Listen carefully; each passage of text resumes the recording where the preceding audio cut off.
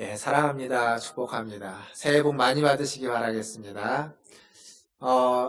어제가 설날이었죠? 예. 근데 예전에는 설날이라고 안 부르고 뭐라고 불렀죠? 구정이라고 불렀죠. 그럼 구정 말고 신정이 있죠, 신정. 그러니까 예전에는 우리나라에 설이라고 할 수 있는 게 지금도 그렇지만 두 개죠. 양력설, 음력설 그랬습니다. 근데 설날이 언제 구정에서 언제 설날로 바뀐지 아십니까?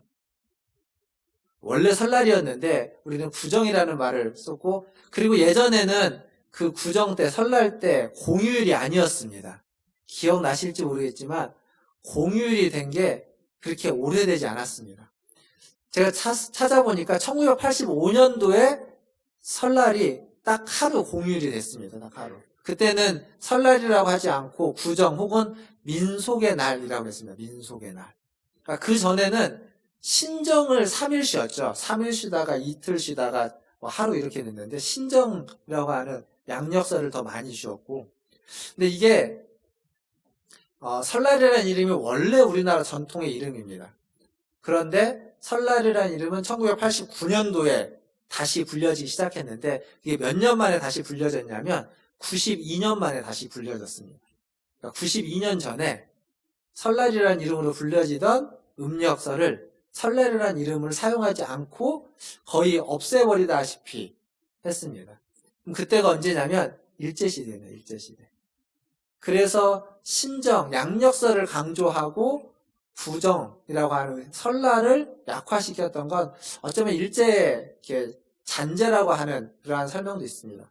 어쨌거나 중요한 건 그것이 그렇게 이어져 오다가 1980년도, 85년도에 민속의 날로 부활을 했고 89년도에 설날로 부활해서 지금 우리가 쉬고 있습니다.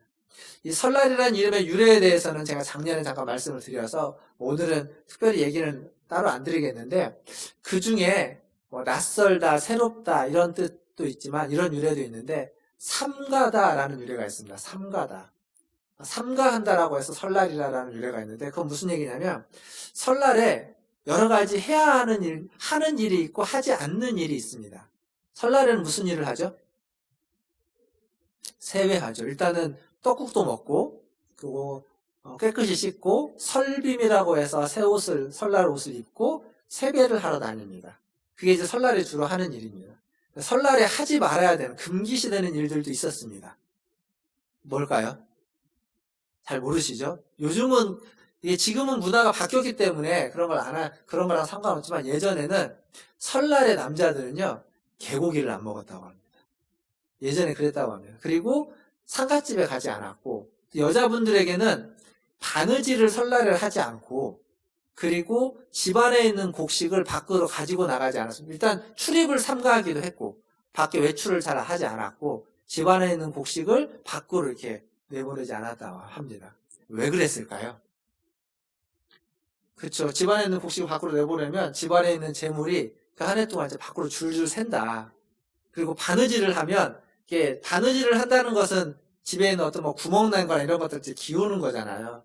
그래서 자꾸 이렇게 안 좋은, 이렇게 집안의 형편이 안 좋아져 간다라고 해서 설날은 그런 걸 안 했다고 합니다. 즉 다른 말로 바꾸면 그게 뭐냐면 다 부정타기 때문에 안 한 겁니다. 복 받고자 하는 마음이 강해서 부정을 탈까봐 금기시했던 행동들이 설날에 많았습니다. 이게 이제 우리의 설의 풍습인데요. 그 유대인들, 이스라엘, 우리가 성경을 보고 있는 오늘 성경 말씀에 있는 이스라엘에도 우리와 같은 설날이 있습니다. 우리랑 되게 유사한 설날입니다. 우리도 음력으로 설을 했는데 유대인들도 음력으로 이 설날이라는 날을 정합니다. 근데 이제 음력이 우리랑 좀 달라요. 유대력의 음력은 우리랑 좀 달라서 유대력의 설날, 신년은 지금 우리로 달력으로 이야기를 하자면 9월 말에서 10월 초 사이에 있습니다. 유대력으로 7월 1일인데 그때가 유대인의 이제 설날로 잡습니다. 그때 몇 가지 특징들이 있습니다. 근데 그 특징들을 살펴보면서 오늘날 우리가 어제 보냈던 설날, 이 설날 연휴 가운데 어떠한 마음으로 설을 맞이하고 또 보내면 좋을지 유대인들의 설날의 특징들을 좀 몇 가지, 세 가지 정도 살펴보려고 합니다. 첫 번째는 유대인들은 설날에 무엇을 하냐면 쇼파르라고 하는 뿔 나팔을 붑니다. 나팔을 붑니다. 나팔을. 나팔을 불므로써 설날을 시작하는 겁니다. 새해를 나팔을 불므로써 시작합니다. 우리는 새해를 무엇을 함으로써 시작하죠? 사실 설날 때는 그걸 안 하는데 2016년도인가요? 서울시에서 그런 행사를 한번 진행한 적은 있는데 보통 해가 바뀌면 새해가 되면 0시에 저쪽 종로에 있는 보신각에서 뭘 하죠? 타종 행사를 하죠. 타종 행사를 하면 그 타종을 통해서 이제 새해가 밝았다는 것을 소리를 통해서 사람들에게 알려주는 겁니다. 근데 그것을 이스라엘은 이 음력설인 설날에 하면서 뭘 하냐면 나팔을 불므로써 양강나팔 같은 뿔나팔을 불므로써 새해가 밝았다라는 것을 알려주는 겁니다. 이것은 레위기 23장 24절에 있는 말씀을 이렇게 따라가는 건데 그 레위기 23장 24절에 있는 말씀은 어떤 이야기냐면 나팔절이라고 하는 하나의 절기를 형성합니다. 이스라엘에는 6월절, 초막절, 칠칠절 여러 가지 절기들이 있는데 그 중에 나팔절이라는 절기가 있습니다. 나팔을 불는 절기인데 그 절기가 유대인의 설날입니다. 같은 날입니다. 같은 날. 이 나팔을 불므로써 새해가 밝았다는 것을 시작하고 그리고 이 나팔을 불고 난 다음에 유대인들은 예배를 드릴 때에 무엇을 하냐면 방금 우리가 읽었던 시편 47편 말씀을 7번을 함께 낭독합니다. 제가 보통 주일날 본문 말씀을 함께 교독을 했는데 오늘은 이렇게 낭독을 같이 한 이유는 유대인들의 이 설날 신년 예배에는 말씀을 함께 낭독을 7번을 합니다. 일부 예배 때는 사실 그래서 2번 같이 낭독을 했습니다. 그러니까 그렇게 함으로써 예배를 드립니다. 이 나팔 소리가 이야기해주고 있는 것이 참 많이 있습니다. 성경의 나팔 소리는 이스라엘이 전쟁을 하기 위해서 전쟁을 시작할 때 그리고 전쟁을 하기 위해서 백성들을 모을 때 그때 나팔을 붑니다. 그런데 이 신년에 부는 이 나팔은 좀 다른 의미가 있습니다. 신년에 부르는 나팔은 지난 한 해의 일, 과거의 한 해의 일을 생각나게 하고 또 지난 한 해 동안 베풀었던 하나님의 은혜 그리고 하나님에 대한 소망을 갖게 하는 그러한 나팔의 소리입니다. 그것을 기억하라는 나팔이죠. 탈무드에는 이 신년의 나팔 소리를 이런 식으로 해석을 해놨습니다. 제가 한번 읽어드리면 탈무드에 적혀있는 신년 나팔 소리에 대한 해석입니다. 잠에 빠져있는 잠꾸러기들아 잠에서 깨어나라. 잠꾸러기들아 정신을 차려라. 너희의 행위를 점검하며 하나님께 돌이켜 회개하라. 남기지도 못할 이익을 헛되이 구하며 세월을 허송하는 자여 일상의 사사로운 일에 빠져 영원한 진리를 바라보지 못하는 자여 너의 창조주를 기억하라. 너 자신을 자세히 살펴보라. 너의 삶과 행사를 높여라. 너의 악한 행위와 비천한 계획을 포기하라. 그 나팔 소리를 이렇게 해석을 해놨습니다. 지금 무슨 얘기냐면 이 새해에 불려지는 나팔의 소리는 그냥 시간을 알려주고 때를 알려주는 그냥 소리가 아니라 사람들을 깨우는 소리라는 겁니다. 일상에 젖어 있는 사람들, 잠에서 자고 있는 사람들, 허송세월을 하고 있는 사람들에게 깨어나라라는 외침이고 깨어나서 하나님을, 창조주이신 하나님을 바라보라는 겁니다. 진리를 바라보고 창조주이신 하나님을 바라보라라는 소리가 나팔의 소리입니다. 우리의 설날, 어제는 그런 나팔의 소리는 없었습니다. 우리는 그런 나팔의 소리를 듣지 않지만 오늘 이 자리가, 오늘 이 예배의 자리에서 여러분이 함께 우리가 낭독했던 시편 47편 말씀이 그리고 이 메시지가 이 예배에 들려지는 모든 찬양의 소리가 저와 여러분에게, 우리에게 나팔의 소리가 되어서 우리도 잠자는 영혼이 깨어나고 그리고 허송세월하고 있는 인생에서 그리고 일상에서 매여있는 우리의 인생에서 깨어나서 하나님을 더 바라보고 하나님을 창조주를 기억하는 저와 여러분 되기를 주님의 이름으로 축원합니다. 또 유대 전통에는 이 나팔 소리를 이렇게도 이해를 합니다. 뭐냐면 메시아가 나팔 소리와 함께 온다라고 그들은 믿었습니다. 즉 메시아가 오는 날 나팔 소리가 온 만방 가운데 울려 퍼질 거다라고 말해주고 있습니다. 그리고 그 나팔 소리와 함께 메시아를 대적하고 있는 모든 어둠의 세력은, 사단의 세력은 산산조각 날 것이다 라고 그들은 믿고 있었습니다. 오늘 우리가 말씀 후에 부르게 될 찬양이 찬송가 180장인데요. 찬송가 180장을 좀 보시면 180장의 가사가 그런 내용입니다. 하나님의 나팔 소리 천지진동할 때 예수 영광 중에 구름 타시고 다시 오신다는 얘기인 거죠. 천사들을 세계 만국에서 보내서 구원받는 사람들을 다 모으게 한다는 겁니다. 나팔이 불 때, 나팔이 불려질 때, 나팔 소리가 나타날 때 그때 천국잔치가 일어나고 하나님의 모든 백성들이 다시 다 모아지게 될 것이다. 이게 사순과 180장의 찬양 가사입니다. 지금 유재현총에서 메시아가 울려 퍼지는, 메시아가 등장할 때 나팔 소리가 울려 퍼지는 것을 찬송가 180장은 잘 보여주고 있습니다. 이게 신년에 울려 퍼지는 나팔 소리에 담겨진 의미입니다. 사랑하는 성도 여러분, 예수님이 오셔서 이미 메시아로 오셔서 승리하셨습니다. 그리고 신년의 나팔 소리는 그 승리를 선포하는 것이고 더불어서 장차 다시 오실 메시아, 다시 오실 예수님에 대해서 소망하게 하는 나팔의 소리라고 말할 수 있습니다. 물론 우리의 귀에 그렇게 들려진 나팔 소리는 지금 없습니다. 지금 우리는 설날에 나팔 소리를 듣지 않습니다. 우리는 또 유대인들이 아니기 때문에 그러한 의식을 행할 이유는 없습니다. 그러나 이 설날을 맞이해서 또 설날에 주님 앞에 나서 예배를 드리는 이 시간이 저와 여러분에게 나팔 소리로 역할을 하고 작용을 하고 들려져서 주님이 오심을 기억하고 주님이 메시아로 오셨음을 우리가 기억하고 감사하고 찬양하며 또 주님이 다시 오실 날을 기대하고 소망하는 저와 여러분 되기를 주님의 이름으로 축원드립니다. 두 번째로 유대인의 설날은 이런 의미가 있습니다. 세상의 창조의 날이라는 의미가 있습니다. 세상의 시작, 세상의 생일이라는 의미를 가지고 있습니다. 그러니까 모든 세상이 이날 시작했다고 믿는 겁니다. 즉 주님이 창조하신 창조를 기념하는 날로서 설날을 그들은 기억하고 있었습니다. 유대인들은 창조를 기념한다고 할 때 이게 단순히 기억한다라는 의미가 아닙니다. 그러니까 우리가 누군가의 생일을 기억한다고 할 때 그 사람은 언제 태어났구나 라는 것만을 기억하는 것이 아니라 생일날, 그 태어난 날이 아니죠. 태어난 날은 오래전이지만 그것과 똑같은 그 해 그 날에 그 사람을 축하해주고 축복해주고 또 그때 그 생일에 받았던 그 축복을 이 땅에 태어나면서 받았던 그 축복을 지금도 똑같이 받고 누리고 건강하게 올 한 해도 아무런 문제 없이 잘 살기를, 즉 은혜가 올 한 해도 계속되기를 바라는 마음으로 생일을 기억하고 축하해주고 축복해주는 겁니다. 마찬가지로 창조를 기념한다는 것은 창조를 기억하는 것만이 아니라 그 창조의 역사가 오늘 이 시간 나에게도 함께 있기를 바라는 마음인 겁니다. 그래서 유대인들은 이 새해 첫날 우리는 떡국을 먹는데 유대인들은 무엇을 먹냐면 사과를 먹는데 사과를 꿀에 찍어서 먹습니다. 사과를 꿀에 찍어서 드셔본 분 계십니까? 저도 사과를 꿀에 찍어서 먹지는 않았죠. 우리 어렸을 때 토마토 먹을 때 어떻게 먹죠? 설탕 뿌려서 먹죠. 그리고 제 기억에 어렸을 때 저희 할머니가 딸기를 설탕에 찍어 먹는 걸 본 적은 있습니다.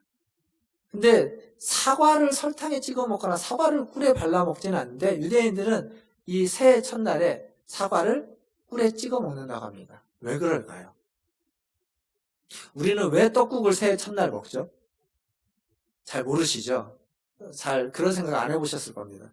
여러분 주보에 안에를 펴시면 문화촌 톡이라는 데가 있는데 거기를 보시면 왜 설날에 떡국을 먹는지 제가 적어놨습니다. 찾아서 간단하게 적어놨습니다. 나중에 보시고 유대인들이 설날에 사과를 꿀에 찍어서 먹는 이유는 뭐냐면 단 것은 먹고 신 것은 피하고 단 것을 먹고 싶은 겁니다.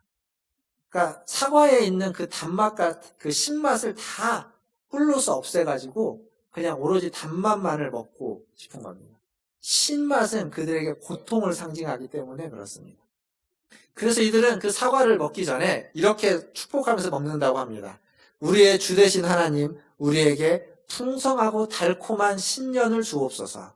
우리 주 하나님, 당신은 복되시오니 우주의 통치자요 나무의 열매를 만드시는 분이십니다. 라고 하면서 그들은 사과를 꿀에 찍어서 먹는다고 합니다. 신맛은 없애고, 신맛은 고통을 상징하고 아픔을 상징하니까 그것은 다 없애고 오로지 단맛, 달콤한 것만을 추구하는 거죠.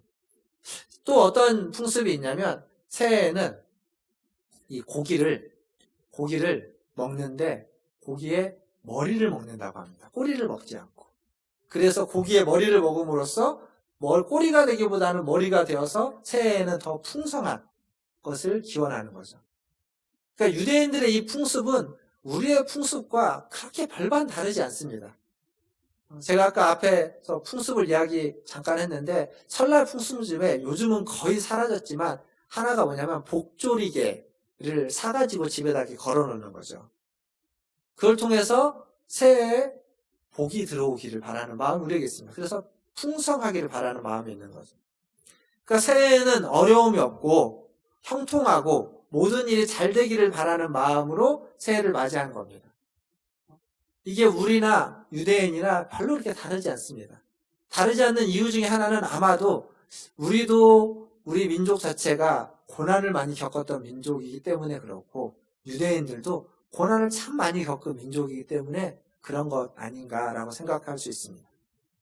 근데 여기서 이제 중요한 건 뭐냐면 제가 지금 창조에 대해서 이야기를 하고 있었던 겁니다. 창조의 날을 기념하라고 할 때 새해 창조를 사모하고 창조를 기념한다고 할 때 이 창조를 기념하는 게 우리에게 형통함을 바라보고 형통함을 기도하는 것에만 머무를 것이 아니라 그것을 더 넘어서 성경에서 말하고 있는 새 창조가 무엇인지를 생각해야 됩니다. 이사야서 43장 18절과 19절 말씀을 보면 성경에서 이야기해주고 있는 새 창조는 이런 겁니다. 사막에 강을 내고 광야에 길을 내는 겁니다. 한번 같이 읽어볼까요? 18절과 19절입니다. 함께 읽겠습니다. 너희는 이전 일을 기억하지 말며 옛날 일을 생각하지 말라. 보라, 내가 새 일을 행하리니 이제 나타날 것이라. 너희가 그것을 알지 못하겠느냐? 반드시 내가 광야의 길을 사막에 강을 내리니. 이게 지금 새 창조에 대한 구약의 말씀인데 여기에서 뭐냐면 광야의 길을 내고 사막에 강을 내겠다라고 하면서 우리에게 주어져 있는 지금 삶이 어둡더라도 그것을 형통하게 바꾸겠다는 말씀입니다. 그런데 이게 신약에 오면 새 창조를 이야기하면서 조금 더 발전합니다. 고린도후서 5장 17절 말씀인데 다음은 자막을 보고 같이 한번 읽어보도록 하겠습니다. 고린도후서 5장 17절입니다. 시작. 그런즉 누구든지 그리스도 안에 있으면 새로운 피조물이라. 이전 것은 지나갔으니 보라 새 것이 되었도다. 신약에서 새 창조는 새로운 창조물로서 이야기되어지고 있습니다. 누구든지 그리스도 안에 있으면 새로운 창조물, 새로운 피조물이라는 얘기입니다. 즉 다른 말로 바꾸면 이 창조의 역사를 기념하고 기억하는 것은 그냥 과거에 태초에 있었던 하나님의 일을 기억하고 기념하는 것만이 아니라 오늘 이 순간 매일매일 살아가면서 우리 안에서 우리를 새롭게 하는, 우리를 새로운 창조물로, 새로운 피조물로 만드는 주님의 역사를 기념하고 기억하고 사모하라는 이야기입니다. 이게 바로 설날의 의미인 겁니다. 새 일을 이루시는 하나님, 새롭게 우리를 창조하시고 새롭게 우리를 만들어 가시고 새롭게 우리를 빚어주시는 그 하나님을 이 새해 첫날에 기억하시는 저와 여러분 되기를 주님의 이름으로 축원합니다. 세 번째로 유대인의 설날에는 이런 의미가 있습니다. 랍비드는 유대인의 설날, 이 그날을 어떻게 가르쳤냐면 심판의 날로 가르쳤습니다. 그러니까 탈무드에서 그들은 이렇게 얘기합니다. 하나님이 신년에 되면 심판대에 앉아서 세상을 심판하신다라고 합니다. 즉 신년의 설날, 첫날은 하나님이 심판하는 날, 창조의 날이라고 가르쳤는데 창조의 날이라고 하면서 동시에 심판의 날이라고 이야기하고 있습니다. 근데 이게 어디에 똑같이 등장하는 거냐면 제가 앞에 나팔 부는 날이라고 했죠. 나팔을 분다는 것은 하나님 그리스도의 승리를 상징하는 거였습니다. 그런데 승리가 있으면 뭐가 있죠? 패배가 있습니다. 그리스도의 승리는, 그리스도의 재림은 동시에 심판의 날이기도 하는 겁니다. 이게 지금 다 같은 얘기입니다. 나팔절에 나팔을 부는 승리는 심판의 날을 의미하는 것이 되고 창조와 심판은 동전의 양면인 겁니다. 같이 붙어 있습니다. 이것을 이렇게 설명할 수도 있습니다. 새해 첫날인 설날은 어쩌면 그냥 우리가 세상의 끝, 종말을 향해 가는 많은 날 중에 하루인 겁니다. 즉 그날 하루를 통해서 우리는 세상의 종말에 조금 더 가까이 가는 겁니다. 그리고 매년 설날이 반복된다는 것은 설날이 반복되면 반복될수록 우리는 세상의 종말에, 세상의 끝에 조금씩 더 가까이 가고 있다는 것을 의미하는 겁니다. 유대인들은 이것을 어떤 식으로 또 설명해주고 이해했냐면, 우리도 아마 구원을 이야기하면서 여러분이 많이 들었던 하나님의 생명책이라는 걸 많이 이야기를 했죠. 하나님의 생명책에 무엇이 쓰여 있다고요? 구원받은 자들의 이름. 누구의 이름이 거기 있을까요? 예. 여러분의 이름 없으십니까? 제 이름은 있을까요? 없을까요? 제 이름은 없을 것처럼 생각하시나 보군요. 제 이름도 있습니다. 예. 여러분의 이름도 있습니다. 우리는 그렇게 하나님의 생명책에 구원받은 자들의 이름, 나의 이름이 기록되어 있다라고 믿습니다. 유대인들도 그렇게 믿습니다. 그래서 유대인들은 거기에 머물지 않고 한 걸음 더 나아갑니다. 그 생명책에 뭐가 쓰여져 있다면 그들의 인생과 삶이 기록되어 있다고 생각합니다. 그래서 새해 첫날에 그들은 연합장에 그런 내용을 썼다고 합니다. 이렇게 적혀 있다고 합니다. 연합장에. 당신의 새해가 좋은 해로 기록되며 밀봉되기를. 어디에 기록되는 거냐면 생명책에 기록되어서 생명책에 딱 이렇게 봉해지기를 원한다는 겁니다. 그 생명책은 언제 펼쳐질까요? 마지막 심판의 때. 그러니까 마지막 심판의 때에 펼쳐지기 전까지 그 올해 한 해가 좋은 일로 기록되기를 바라면서 이렇게 서로 덕담을 하고 인사를 한다고 합니다. 우리는 인사를 그렇게 하죠. 새해 복 많이 받으세요. 이렇게 인사를 하는데 유대인들은 이렇게 인사를 한다고 합니다. 제가 이거 어떻게 하냐면 제가 이스라엘 성지순례 가보긴 했지만 거기 살아보지도 않고 유대인의 친구도 없는데 이스라엘 문화원에 가면 여러분이 홈페이지에 가서 이스라엘 문화원을 검색하면 거기에 유대인의 신년에 대해서 글이 있습니다. 그게 좀 장문의 글입니다. 한 페이지 수로 한 8페이지 정도 되는 글인데 거기에 보면 이게 나옵니다. 똑같이 나옵니다. 제가 그거 보고 가지고 온 건데 거기에 당신의 새해가 좋은 해로 기록되며 밀봉되기를 라고 연합장에 쓰여져 있고 그렇게 서로 인사를 한다고 합니다. 그러니까 심판의 날인데 그 심판의 날을 준비하는 거죠.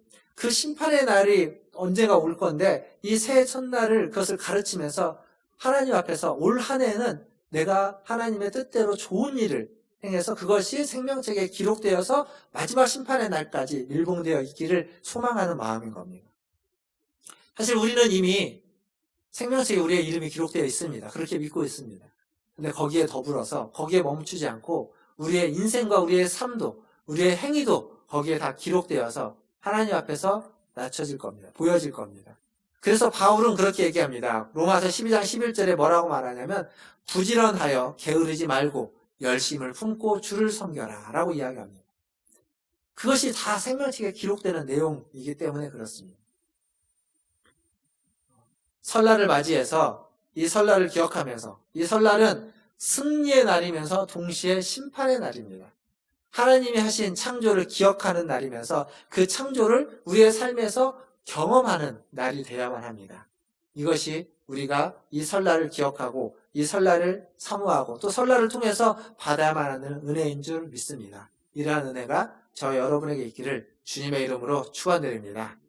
말씀을 마무리하면서 유대인의 설날은 유대인의 달력으로 7월 1일입니다. 나팔절입니다. 7월 1일. 그런데 유대인의 달력으로 7월 10일이 무슨 날이냐면 대속죄일이라는 날입니다. 대속죄일. 1년에 한 번 대제사장이 이스라엘의 모든 백성의 죄를 짊어지고 하나님 앞에 나가서 지성소까지 들어가서 하나님 앞에 제사를 드리는 날, 속죄를 받는 날, 그 대속죄일이 7월 10일입니다.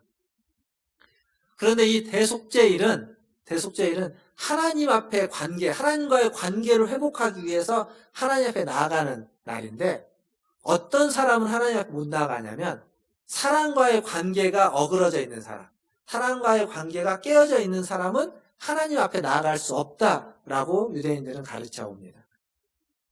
이 말은 무슨 얘기냐면 새해가 밝고서 열흘쯤 지난 뒤에 대속죄일, 하나님과의 관계를 새롭게 만들어야 되는데 내가 그 이전에 사랑과의 관계를 회복하지 않으면 하나님과의 관계를 회복할 수 없다는 겁니다. 그래서 새해에 새해가 밝았던 그 열흘 동안 유대인들이 가장 힘을 쏟는 일은 뭐냐면 사람과의 관계를 회복하는 일입니다. 지난 1년 동안 사람들과 어그러진 관계가 있다면, 그리고 묶였던 관계가 있다면, 혹은 정말 이렇게 힘들었던 관계가 있다면 그 관계를 새해 그 열흘 동안 회복하기 위해서 애쓰는 겁니다. 회개하고, 사람 관계사에서 회복하고 회개하고, 그렇게 할 때 비로소 하나님과의 관계를 회복할 수 있는 대속죄일의 은혜를 받을 수 있기 때문에, 그날을 사모하기 때문에 이 새해에는 회개의 시간을 갖는, 사람과 사람의 관계를 회복하는 시간을 갖는 일에 힘쏟는 시간이 되는 겁니다. 이게 유대인들의 새해 신년에서 볼 수 있는 일이라면 우리는 어때야 될까요? 우리도 마찬가지 아니겠습니까? 우리는 하나님과의 관계를 아주 좋고 아주 바르고 아주 친밀하게 관계를 맺기를 원하는 사람입니다. 그게 그리스도인입니다. 그런데 그 관계를 그렇게 친밀하게 맺으려면, 유지하려면 무슨 관계를 항상 회복해야 되냐면 사람과 사람 사이의 관계를 회복해야만 합니다. 그런데 사실 이 새해에 설날이나 이런 명절에 가족끼리 모이면 좋을 때도 있지만 가족끼리 오면 이렇게 안 좋을 때도 많이 있다고 합니다. 여러 가지 이유 때문에 그렇죠. 뭐 종교적인 차이, 혹은 정치적인 견해 차이, 또 살면서 어떤 경제적인 문제 때문에 이렇게 좋지 않은 일들도 많이 생깁니다.